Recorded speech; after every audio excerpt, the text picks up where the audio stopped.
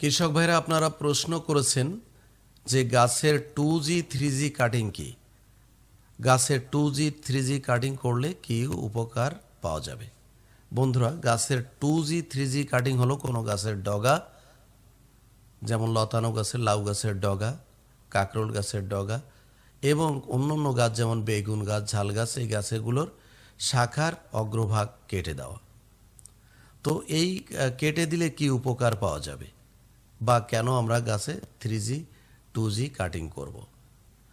2G 3G কাটিংয়ের ফলে গাছের যে ডগাটা আপনি কেটে দিলেন তার পাশ থেকে কিন্তু আরেকটা শাখা গজা বের হবে। আবার সেই শাখা গজা যখন কেটে দিবেন সেটাকে বলা হয় 3G কাটিং। আর যখন এই 3G কাটিং করবেন, নতুন যে শাখা বের হবে বা ডগা বের হবে, সেই ডগায় কিন্তু স্ত্রী ফুলের সংখ্যা বৃদ্ধি পাবে। এটি বৈজ্ঞানিকভাবে প্রমাণিত। আর সেক্ষেত্রে আপনার প্রচুর ফল আসবে।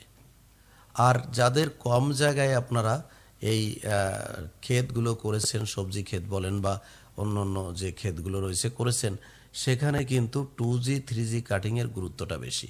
তার মানে গাছটা ঝোপালো হবে এবং কম জায়গায় বেশি ফলন পাওয়া যাবে। এখন কিভাবে করবেন এই 2G 3G কাটিং? গাছ প্রায় 1.5 থেকে 2 ফুট লম্বা হলে বা 10 থেকে 12টি পাতা বের হলে উপরের ডগা বা অগ্রভাগ কেটে দিবেন। এটি হচ্ছে 2G।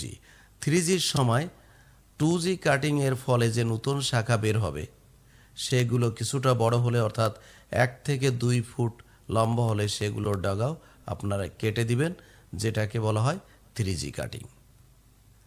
তবে কিছু সতর্কতা অবলম্বন করতে হবে। কাটিং করার পর গাছে উপযুক্ত সার ও পানি দিতে হবে।